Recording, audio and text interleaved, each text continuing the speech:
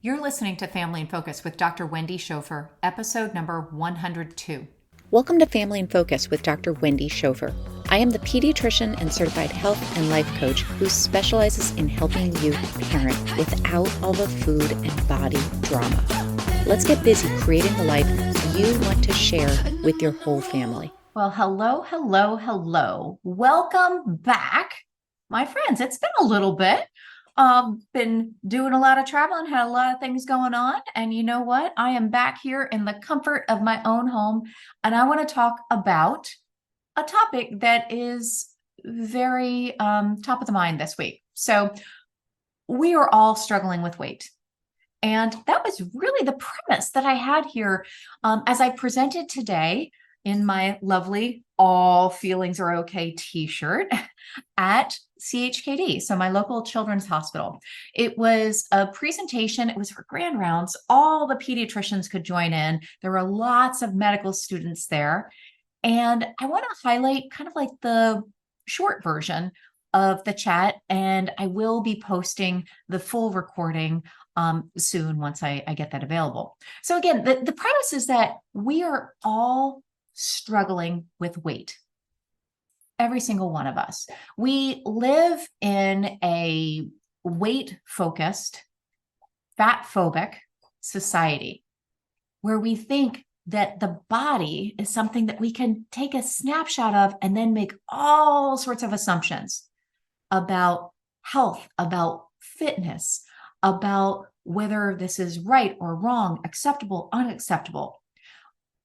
And we think that the answer to our weight struggles is to lose weight, to eat less, to move more, to change all of our quote unquote bad habits. Just notice that. How does this impact you, your family, perhaps your community, perhaps in your professional role? Our approach to weight is really causing so much stress for everyone. Those living in larger bodies feel unseen or even feel overexposed.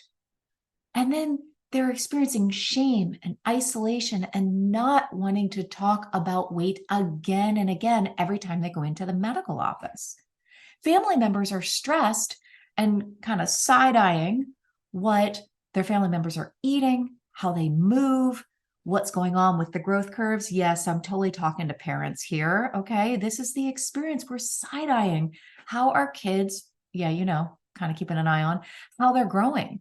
What's going on here? Should I be worried? Should I be concerned? Should I be doing something now?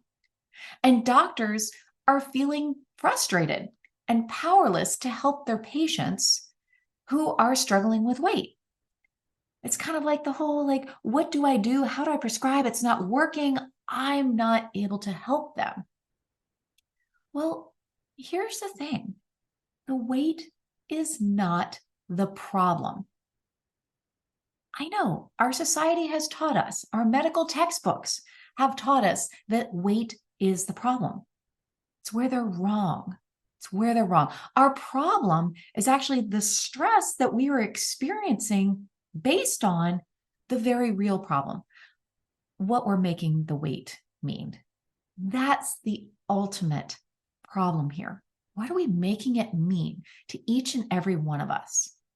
I told stories today of parents who made their child's weight mean that they were failing as parents, that they were failing their children. And I heard the input of a medical resident who came to tears describing her inability to help children whose parents were stressed and focused on so many things outside of the health and the meal planning and the exercise planning for their child. Yes, this is the real experience that we are all having right now. We are all struggling because we're trying to find a way to just fix it because we think that that's how we're going to feel better. Fix it, feel better. As long as we think that the only way to progress, to make progress, to succeed, to be healthy is to focus on the number on the scale, or to make sure that you're changing those habits, well, we're going to continue to struggle. We think that we just need to work harder, apply willpower. We need to look harder to find the right answer that's somehow out there to, fix weight. And our society just keeps on reinforcing that with the next greatest thing. Like, this is what I can offer you today. And all your problems are going to go away because we're going to change your weight. They're just selling flashy things. They know what it is that we're looking for right now. But that's not actually the approach that works. There are other ways to approach this. And so the title of the conversation that I had today, the presentation, was Innovative Ways to Support Families Struggling with Weight. The innovative ways aren't selling some kind of flashy fix. It's about welcoming and understanding, compassion, how we're struggling together, compassion, curiosity, and connection with the humans who are struggling, our patients, our family, ourselves. And this isn't some kind of like bait and switch and something like, well, this is now your new product here. We're just going to look at your emotions. No, it's actually about learning a different language. Yes, it's a language of emotions and values, trying to figure out like what is important to each and every one of us, and connecting with the individual. What is important to you, your values, what do you want? And not tying the results to the scale, not letting the scale determine your success, your progress. Let's make that something where you get to determine that. Because otherwise, we're just falling into the traps of diet culture. And our existing medical culture is just talking in the same language. The one that keeps on saying that there's like norms and guidelines where, you got to fit within this range. And, it's kind of like making it so that it's either this or that. You're either healthy or unhealthy. You're trending in the right way or you're not. And ultimately, I don't think that it's about failing or succeeding, like not making it either or. It's about understanding, connecting, trying, experimenting, reevaluating. This is a different language than what it is that we've been using in our homes, in our medical office, in society for all of our generations. But it's out there. It's possible that we can do this. So what's out there is it's actually not about trying to find some kind of like answers that are out there. The next expert who's going to like prescribe and tell you exactly what to do to follow their plan. It's really about, what is this? Like 5 things. Okay. Number 1, finding what is already working in your world. Trust me, something is always working well. We just aren't training our brains to focus upon that. So what is working well in your world? Number 2 is building upon that. Let's throw fuel on that fire. Whatever is working, that's our foundation. And then we're going to build upon it. Number 3, finding the results that you don't want to get. Like, what is it that you have right now?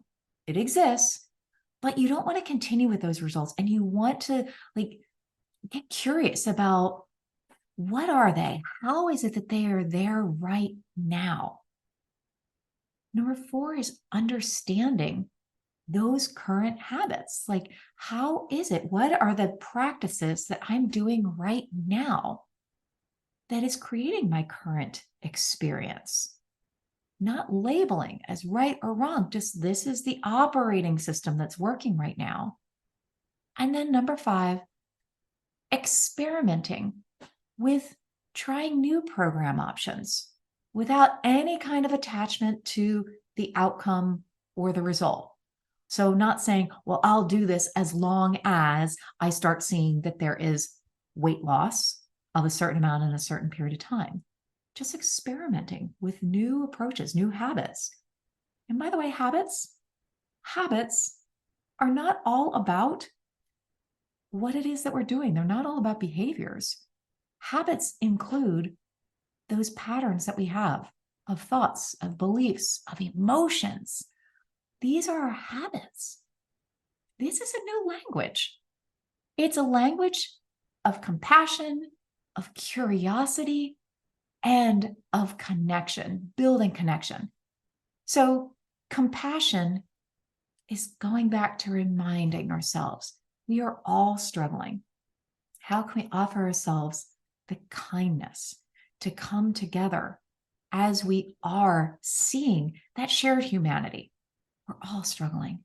Curiosity. Let's get curious about the patterns and the relationships that exist right now. And then connection. Let's let your values, your strengths take the driver's seat, as well as tap into the village. Because no matter how it feels right now, you are not alone. You are not alone in your struggles. And as we're building connection heals. At the close of the presentation, I received a message from a parent who participated in the very first Family and Focus group coaching program 2.5 years ago. And she had joined the Grand Rounds presentation remotely. I thanked her profusely for being there. It just meant the world to me that she wanted to join in. And I want to actually read a quote that's been changed just a little bit to make sure that there's anonymity here. But she said, "It was my pleasure. You were absolutely right. You nailed the presentation. It was fantastic. I am working through a resurgence of disordered eating with my daughter that showed up originally last year and then returned after my husband and I separated.